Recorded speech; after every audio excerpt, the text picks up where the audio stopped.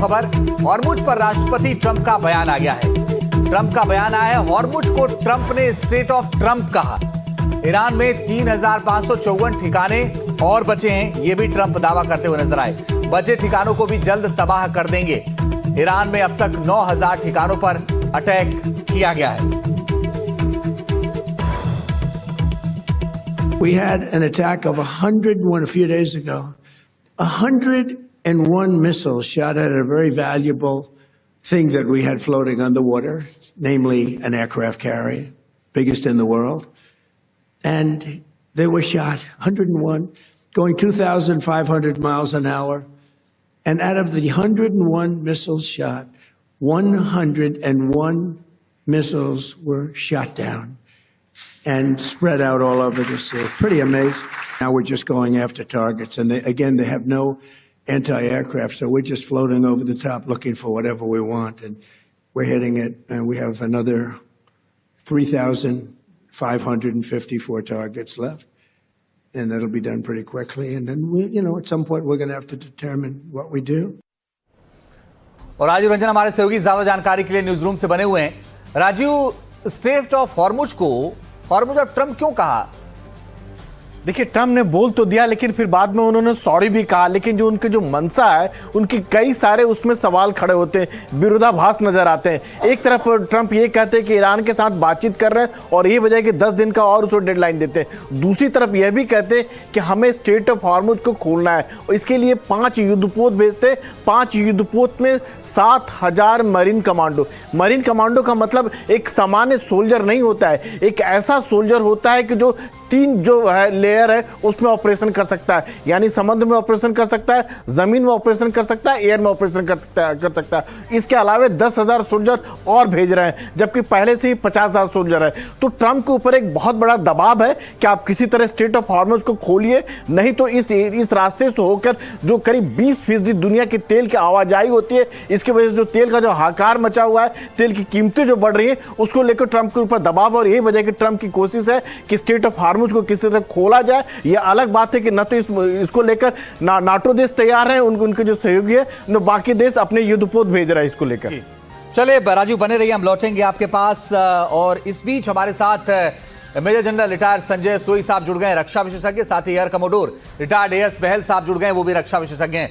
Sanjay sir, कई बार ये लगता है जब ट्रंप के बयान बार बार आते हैं स्टेट ऑफ हॉर्मुज पर, तो कई बार ऐसा लगता है कि ट्रंप बिल्कुल बेचैन है। वो खोलना तो चाहते हैं मगर कुछ कर नहीं पा रहे हैं। क्या ये सच है? नहीं, बिल्कुल अजीत जी, ऐसा है कि ट्रंप जी का जो बयान है, बयानबाजी में बहुत तेज है और बयानबाजी उनकी एक स्टेबल नहीं है। और शाम को कुछ बयान होता है, सुबह कुछ बयान होता है। सुबह मान लीजिए उठ के वो बाईं करवट उठे तो कुछ और बयान हो जाएगा, शाम तक कुछ और बयान हो जाएगा। तो देखा जाए तो आज दुनिया में भी इसका एक फेथ खत्म हो गया। आप देखिए, जब पहले उन्होंने सीज फायर का ऐलान किया था तो एकदम से तेल की कीमतें कम हो गई थी, शेयर मार्केट उड़ गया था। लेकिन अभी भी वो जब 10 दिन का सीज फायर की बात चल रही थी, वो तेल की कीमतें वापस बढ़ गई हैं, शेयर मार्केट डाउन हो गया है। और देखा जाए तो दुनिया में आज भी कोई भरोसा नहीं है कि क्या अगला कदम होगा। इस समय में अब जिस प्रकार से स्टेट ऑफ हॉर्मुज है, एक काफी क्रिटिकल पॉइंट बन गया है, जिसका पूरी दुनिया के ऊपर असर पड़ रहा है और अमेरिका के ऊपर भी उसका बहुत प्रेशर डाला जा रहा है। साथ साथ मध्य पूर्व के देश भी उनके ऊपर प्रेशर डाल रहे हैं कि आप कुछ ना कुछ करिए। और इस समय में अमेरिका भी, शायद ट्रंप साहब अपना जिसको कहते हैं कि एक इज्जत के साथ किस प्रकार से युद्ध को खत्म किया जाए, वो बात बार बार निकल के आ रही। कभी कह रहे 9,000 टारगेट खत्म कर दिए, 3,554 बचे हैं। ये स्टेट ऑफ हॉर्मुज में स्टेट ऑफ ट्रंप है। ये देखा जाए तो एक राष्ट्रीय अध्यक्ष के लिए इस तरह की बातें शोभा नहीं देती हैं। आप देखिए कि पहले कहते थे हमने सब बर्बाद कर दिया, उनकी नेवी बर्बाद कर दी, सब डिस्ट्रॉय कर दिया। अभी बयान आया कि 3,554 टारगेट बचे हैं। तो यही कारण है कि आज देखिए दुनिया में आज लड़ाई जो चल रही है वो अमेरिका और इजराइल के साथ, कोई भी खुल के साथ में नहीं खड़ा हुआ है। यूरोप के देशों ने भी कन्नी काट ली है, मध्य पूर्व के देश भी से दूर रहना चाहते हैं और जंग इन दोनों के बीच में। और स्टेट ऑफ हॉर्मुज को खोलना इतना आसान नहीं है। अगर वो मरीन कमांडोज भी लाते हैं तो कहाँ पे लैंड करेंगे, किस प्रकार से काउंटर अटैक होगा। आज उनको निकलना तो स्टेट ऑफ हॉर्मुज से पड़ेगा, बाई एयर भी आने में सक्षम है। तो कुछ टारगेट जो मुझे लगता है या तो खर्ग आइलैंड होगा या स्टेट ऑफ हॉर्मुज में जो किनारे के इलाके हैं, जहां से मूवमेंट के बाद भी मान लीजिए ईरान जो है वो ड्रोन या मिसाइल के द्वारा फायर कर सकता है, उन इलाकों को एक लिमिटेड टारगेट के तौर पर इनका इस्तेमाल किया जा सकता है, क्योंकि जब तक उन इलाकों को सुरक्षित नहीं करेंगे स्ट्रेट ऑफ हॉर्मुज नहीं खुल सकता है। और क्योंकि भले ही नेवी बर्बाद कर दी जाए लेकिन किनारे से वो फायर करने में हमेशा सक्षम रहेंगे। तो इस समय में ये काफी डेस्परेट सिचुएशन नजर आ रही है और युद्ध कहीं थमने का नाम नहीं ले रहा है। युद्ध की भयावहता बढ़ती जा रही है। ईरान का जैसे कि सब लोग हैरान है, कितना भंडार कहाँ से आया, कितना भंडार छुपा के रखा है और कहाँ कहाँ छुपा के रखा है, जैसे पहाड़ों के अंदर के टनल्स बनाई हुई हैं जिनको अभी तक वो खत्म नहीं कर पा रहे। तो इस समय में डेस्परेशन डेफिनेटली बढ़ती जा रही है। अजीत जी, अगर ये गलती करते हैं प्रेसिडेंट ट्रंप की फोर्सेस ऑन ग्राउंड या बूट्स ऑन ग्राउंड लॉन्च करते हैं, चाहे कर्ग आइलैंड के लिए, चाहे फिर वो करें 3 आइलैंड्स जो है केशन, लाराक, होर्मुज, फिर अबू मूसा, लेसर तम, ग्रेटर तम, जो स्ट्रेट्स ऑफ होर्मुज जो 33 किलोमीटर स्ट्रेच का है उसके अंदर की बात कर रहा हूं मैं। अगर इन आइलैंड्स जो कि एक नेचुरल फोर्ट्रेस है, एक वेज है, वहां पे सब कुछ है, टनल्स हैं, एंटी शिप मिसाइल्स हैं, ड्रोन्स हैं, अंडर वाटर ड्रोन्स हैं और माइंस हैं, सभी कुछ है, बैलिस्टिक मिसाइल है, क्रूज मिसाइल्स है। अगर उधर हमला करने की कोशिश करता है तो अमेरिका की कैजुअलिटीज इतनी बढ़ जाएंगी, चाहे वो एयरबोर्न फोर्सेस की हो, चाहे वो मरीन कमांडोज की हो, कि उसके बाद जैसे कि रिपब्लिकन पार्टी के लोग खुद कह रहे हैं अगर अमेरिका तब उसके बाद जीत भी जाए तो कम से कम 60 से 70 रिपब्लिकन सीट्स चली जाएंगी आने वाले मिड टर्म पोल्स के अंदर। अमेरिका को इस समय चाहिए कि किसी भी तरीके से वॉर को एक्सपैंड ना करे और सॉल्यूशन की तरफ बढ़े, नहीं तो अमेरिका चाहते हुए भी शायद उस रास्ते पर नहीं पहुंच पा रहे। मैं आऊंगा सर आपके पास और आप इसको और आगे विस्तार से समझाइएगा, मगर एक बड़ी खबर आ रही है वो भी दर्शकों को बता देते हैं। ईरान ने इजरायली सैन्य ठिकानों पर कर दिया है ड्रोन से हमला। ईरानी सेना ने इजराइल पर हमले का दावा किया है। तेल अवीव में सैन्य ठिकानों को ईरान ने बनाया है निशाना।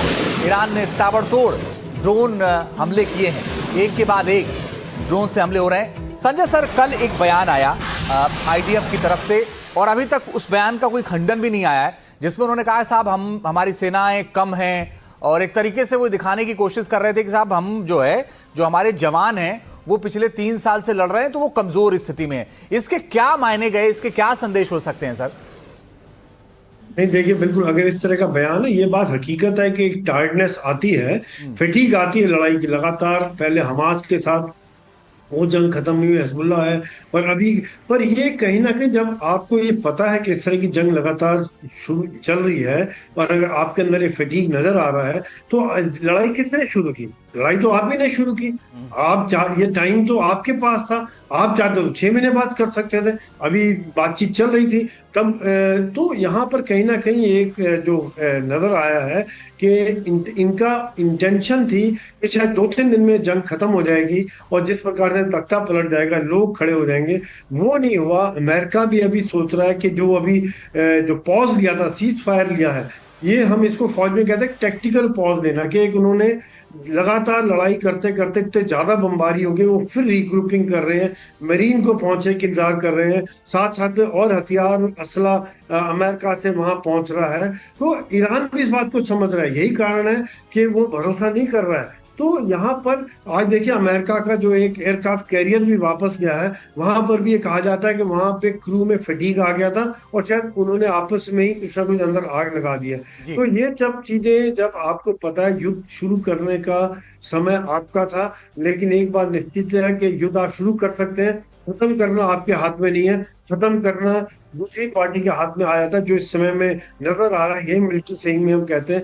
कि आप शुरू करो, खत्म कब होगा इसका अंदाजा नहीं। रशिया ने भी सोचा था 10 दिन में खत्म हो जाएगा, 4 साल से ज्यादा हो गए वहां पर युद्ध चलते हुए, और इन्होंने सोचा था 4 दिन में खत्म हो जाएगा, अभी 1 महीना होने को आया। तो एक फटीग डेफिनेटली है, लेकिन इसमें मैं ये मानता हूं कि गलती जो है कहीं ना कहीं टाइमिंग का इनको अंदाजा नहीं था कि ईरान से इतना सख्त रेजिस्टेंस आएगा, ईरान से इतने खतरनाक बदले लिए जाएंगे। अभी एयर डिफेंस की कैपेबिलिटी भी कम होती जा रही है, जैसे भी आपने बताया मिलिट्री बेसिस पर हमला किया, तो जो पहले थी वो अभी इनके पास इतने एयर डिफेंस कैपेबिलिटी भी नहीं रही। अभी ईरान के काफी मिसाइल अपने टारगेट्स पर जा रहे हैं, डिमोना तक, तेल अवीव पर, हाइफा पर, जगह जगह वो हमला करने में सक्षम हो रहे हैं। सफलता के रेट जो है उनके और हैरानी की बात यह है कि ये सोच रहे थे कि इनका जखीरे खत्म हो जाएंगे, लेकिन शायद वो जखीरे खत्म होने का नाम ले अभी रहे अभी अभी और वो एक उनके इंजेक्शन अभी इस्तेमाल उनके करते जो है कमान में बहुत सारे से तीर हैं सर, जो वो अभी चला रहे हैं और वो कह रहे हैं कि नहीं ऐसा कुछ नहीं है, अभी तो हम लड़ाई और लड़ सकते हैं। तो ये अपने आप में बड़ी दिलचस्प है कि वो युद्ध को कैसे रोका जाए। लेकिन अमेरिकी राष्ट्रपति डोनाल्ड ट्रंप खुद ही डेडलाइन देते हैं, फिर जब वो खत्म हो रही होती है तो उसे खुद ही बढ़ा देते हैं। वो दावा करते हैं कि ईरान उनसे समझौते की बात कर रहा है, हालांकि ईरान का लगातार जवाब आता है कि कोई समझौता नहीं होगा, शर्तें ईरान तय करेगा। गुरुवार को ट्रंप ने अपनी पहली कैबिनेट बैठक की। इस दौरान उन्होंने कई सवालों के जवाब दिए, हॉर्मुज पर भी बात की। लेकिन यह भी साफ है कि ट्रंप जो कहते हैं उनके बयान के बहुत कुछ मायने होते हैं, और जंग के दौरान उनका ताजा ऐलान भी कहीं किसी और तरफ इशारा तो नहीं कर रहा है।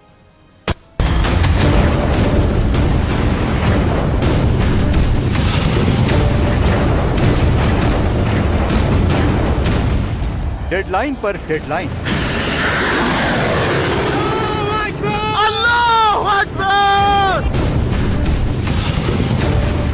ट्रंप क्यों बदल रहे तारीख पर तारीख?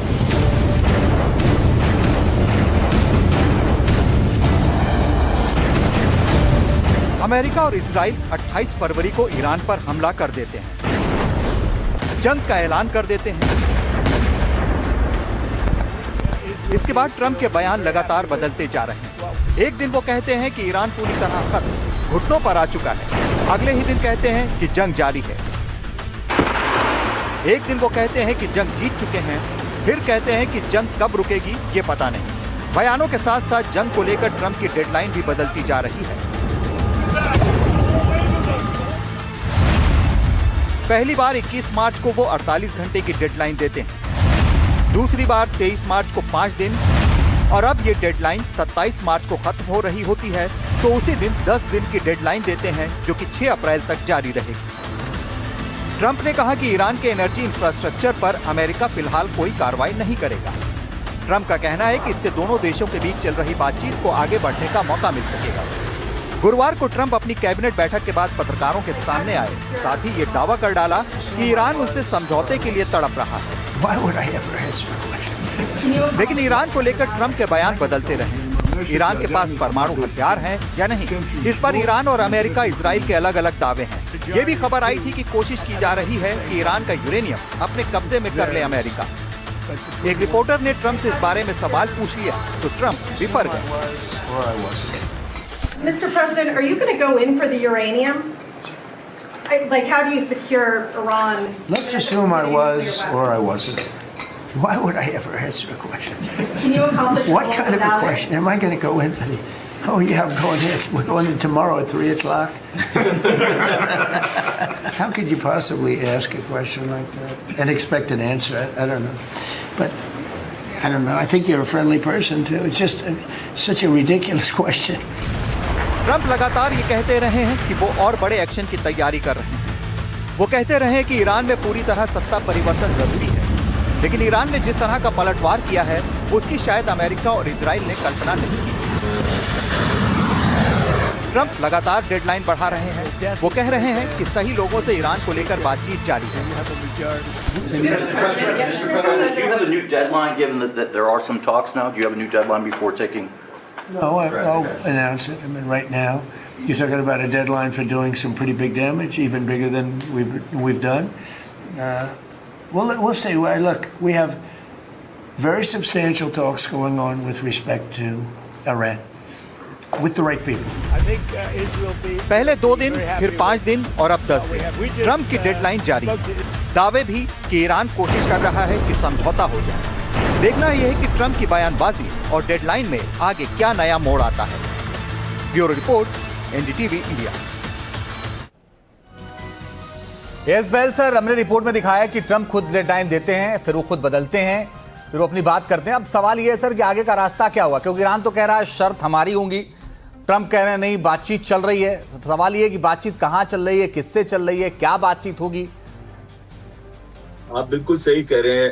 ईरान तो उस तरह से बोल रहा है कि जमीन भी हमारी होगी, गोली भी हमारी होगी, बंदूक भी हमारी होगा, समय भी हमारा होगा। आपको बहुत फेमस डायलॉग अगर आपको याद हो तो कहीं ना कहीं राज साहब का डायलॉग था ये। तो कहीं ना कहीं जो अगर रियलिटी को देखें तो स्ट्रेट्स ऑफ हॉर्मुज जो है इस समय पूरा कंट्रोल में है ईरान के, जो कि अभी ट्रंप साहब उसको खुलवा नहीं सकते। अगर खुलवाने की कोशिश करेंगे तो बहुत सारी कैजुअलिटीज होंगी, बॉडी बैग्स जाएंगे। मैं आपको एक छोटा सा एग्जांपल देता हूं। एक एयरबोर्न ऑपरेशन कराने में 15 से 20%, ये कम फिगर दे रहा हूं मैं, एवरेजली कैजुअलिटीज होती हैं। अगर ये फोर्स यूज करते हैं, 5000 के करीब मरीन्स हैं, 3000 के करीब इनके एयरबोर्न डिवीजन के हैं, अगर 8000 को इस एम्प्लॉय भी करें अलग अलग आइलैंड्स के ऊपर, तो सोचिए अगर 15% भी हो तो 10,000 के करीब कैजुअलिटीज। क्या अमेरिका 1000 के करीब कैजुअलिटीज को ले पाएगा? कभी भी नहीं ले पाएगा। और दूसरी चीज क्या है, ईरान कंटिन्यूअसली हमले कर रहा है, Bahrain, UAE, Saudi Arabia, Kuwait. आपने सुना ही है कि उन्होंने अभी प्रिंस सुल्तान एयरबेस पे हमला किया जहां पे 12 के करीब लोग मारे गए, 12 के करीब घायल हुए हैं अमेरिकन सोल्जर्स, सैनिक, और साथ में 5 और एयर टू एयर रिफ्यूलर जहाज। यानी कि अब तक एयर टू एयर रिफ्यूलर जहाज नियरली 10 से 12 जो है वो डैमेज हो चुके हैं। 4 के करीब F-15, एक F-35, एक F-18। अब सोचिए कितनी भारी संख्या में नुकसान बढ़ता जा रहा है। $30 बिलियन का जो पॉलिटिकल, मिलिट्री और इकोनॉमिक कॉस्ट है अमेरिका के लिए। अब इजराइल के ऊपर भी आप देखिए मिसाइल इंटरसेप्टर्स की कमी शुरू हो गई। इसी वजह से जो हिजबुल्लाह के रॉकेट से अटैक हो रहे हैं वो सक्सेसफुल हो रहे हैं, क्योंकि उनके पास मिसाइल इंटरसेप्टर्स ही नहीं है कि उनके रॉकेट्स को इंटरसेप्ट कर सकें। या अगर उसको हमने चैनलाइज करना है मिसाइल्स की तरफ, तो ऑब्वियसली आपको वहां पे कम अटैक्स को रोकना होगा, यानी कि रॉकेट्स आते रहेंगे। कहीं ना कहीं ये एक ऐसा समय आ गया है कि अमेरिका के लिए ना निकल पा रहे हैं, ना अंदर जाके और अटैक कर पा रहे हैं। अगर उन्होंने बूट्स ऑफ ग्राउंड की गलती करी तो अमेरिका के लिए ये डिक्लाइनिंग स्टेज शुरू हो जाएगी, और ट्रंप साहब तो क्या, रिपब्लिकन पार्टी अगले 10 साल तक पावर में नहीं आएगी। ठीक है सर। संजय सर, एक बड़ी बात यह है कि जो मिसाइलें ईरान दाग रहा है उनको कई बार जो इजरायली डिफेंस सिस्टम वो इंटरसेप्ट नहीं कर पा रहे, और उसकी वजह यह हमने देखा कि कई अपार्टमेंट को तमाम जगहों पर नुकसान हुआ है। तो अगर वो इंटरसेप्ट नहीं कर पा रहे हैं तो आपका क्या आकलन है सर, आने वाले वक्त में कितना और नुकसान इजराइल को होना है? बिल्कुल अजीत जी, ऐसा है कि जैसे अभी थोड़ी देर पहले आपने बताया था कि ईरान के तरकश के तीर, किस तरह के तीर इन्होंने निकाले, खैबर शिकन, नसरल्ला मिसाइल, जो कि आखिर जाके अपनी दिशा बदल देते हैं। एक तो बैलिस्टिक मिसाइल है, वो बहुत ऊपर जाके बहुत तेजी से नीचे आती है, और दूसरी बात यह है कि इनके जो लास्ट में मैनूवर करने की क्षमता है, जिसके कारण से एयर डिफेंस सिस्टम को चकमा दे देते हैं। तीसरी बात, वो जो मल्टी बॉम्ब लॉन्च करेंगे एक मिसाइल से, काफी सारे प्रोजेक्टाइल निकलते हैं, क्लस्टर बॉम्ब निकलते हैं, और 80 से 90 टारगेट्स को एक साथ बर्बाद कर देते हैं, जिनको फिर एयर डिफेंस को रोकना मुश्किल हो जाता है। तीसरी बात यह है कि जैसे इन्होंने काफी हाई टेक एयर डिफेंस पे डिपेंड किया, जैसे भारत का था। आप देखिए जब ऑपरेशन सिंदूर हुआ था तो भारत के पास S-400 भी था, हाईटेक था, साथ में ZU-23 जो गन्स थे, ट्विन बैरल्स गन्स थे, वो भी थे, आकाश था, यानी कि हमारे पास सस्ता भी था, महंगा भी था। जिस प्रकार का टारगेट है वहां पर उस प्रकार का इस्तेमाल किया। वहां पर उनको एक सस्ते ड्रोन के लिए बहुत महंगी मिसाइल का इस्तेमाल करना पड़ रहा है, जिसको दोबारा बनाना आसान नहीं है। और जैसा कि मैंने पहले ही बताया था, और एयर कमोडोर सर भी बता रहे थे, कि आज उनके पास उसकी कमी महसूस हो रही है, और काफी बड़ी संख्या में उनके टारगेट हिट कर पा रहे हैं। और अभी उनके हाउसिंग के अलावा मिलिट्री टारगेट्स भी हो रहे हैं, एयरपोर्ट पर भी उन्होंने हमला किया है। और अभी जैसा कि मिडिल ईस्ट के एयरपोर्ट पर हमला करके उन्होंने 5 रिफ्यूलर डिस्ट्रॉय कर दिए हैं। तो अभी एक्यूरेसी भी ज्यादा है, इनको रोक पाना भी कम हो पा रहा है, और इनको सही इंफॉर्मेशन मिल रही है, सैटेलाइट कोऑर्डिनेट्स मिल रहे हैं। और जो इनका मिसाइल का कंट्रोल है वो भी ये बता रहे हैं कि सैटेलाइट के द्वारा है, ताकि उनको जैम करना काफी मुश्किल काम हो गया। इसको एक तरह से डिस्ट्रॉय करना एक बहुत बड़ा चैलेंज है इसराइल और अमेरिका के लिए। यही कारण है कि धीरे धीरे उनकी सफलता के रेट और बढ़ते जा रहे हैं, और अगर उनके जखीरे खत्म नहीं हुए और युद्ध जितना लंबा चला, जैसा भी बातचीत चले, हमारे को पहले से भी बता रहे थे, उतना ही अमेरिका के लिए मुश्किलात बढ़ती जाएंगी। इस समय में यही वो सीज फायर की बात कर रहे हैं। तो एक बात और थी, सीज फायर की बात की, उन्होंने सोचा शायद ये बाहर के मध्यपूर्व के देशों पर ईरान अटैक नहीं करेगा, क्योंकि अमेरिका अटैक नहीं कर रहा है, खाली इजराइल कर रहा है। लेकिन उन्होंने अमेरिका की बेसेस को अभी भी नहीं छोड़ा, काफी नुकसान पहुंच रहा है। इस समय में डेफिनेटली अमेरिका के लिए एक डेस्परेट सिचुएशन है, और इजराइल भी काफी डेस्परेट है। एक तरफ हिजबुल्लाह है, उधर से सर इजराइल उसके लिए ईरान का अटैक मुश्किल है।